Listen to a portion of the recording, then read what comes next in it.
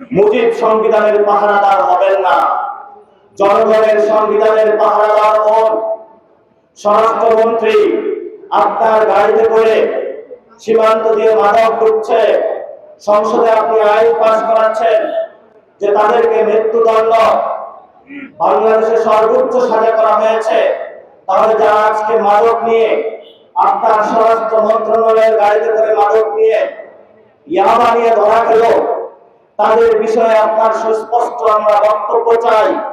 আমরা আগেই বলেছি, স্বরাষ্ট্র মন্ত্রণালয়ের অনেক কর্মকর্তা, স্বয়ং স্বরাষ্ট্রমন্ত্রী বাংলাদেশের মাদকের সাথে জড়িত।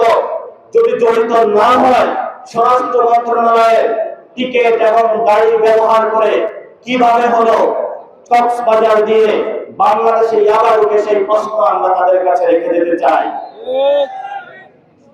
প্রিয় অর্থমন্ত্রী, ইসলামী ব্যাংক দখল করতে আসছেন, অনেক ব্যাংক দখল করার শখ আপনাদের। যখন সব লোকগুলো ঘুরে দাঁড়াবে, তাহলে ব্যাংক দখল করে দূরের কথা, গায়ের যে কোর্ট আছে ওই কোর্ট নিয়েও পার পাইবেন না আপনারা বাংলাদেশে। মাননীয় স্বাস্থ্যমন্ত্রী আরদিন হসপিটাল দখল করতে গিয়েছে, বিভিন্ন হসপিটালের দিকে নজর করেছে। আমরা বলবো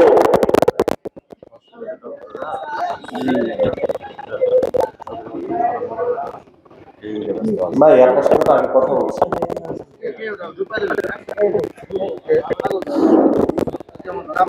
আরদিন হসপিটালে দখল করতে গিয়েছে, আমরা সরকারকে আহ্বান জানাবো, মাননীয় মন্ত্রীকে আহ্বান জানাবো, দখলের চিন্তা বাদ দেন, নিজের সেবা একটা হসপিটাল করেন।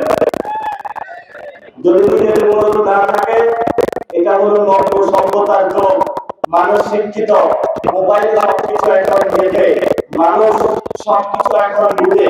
দিনে দুপুরে এইভাবে সামনে বাংলাদেশে যদি হসপিটাল আপনি ডাকাতি করতে যান, তাহলে ডাকাতদের সাথে আমাদের সফল হয়ে যাবে ইনশাআল্লাহ।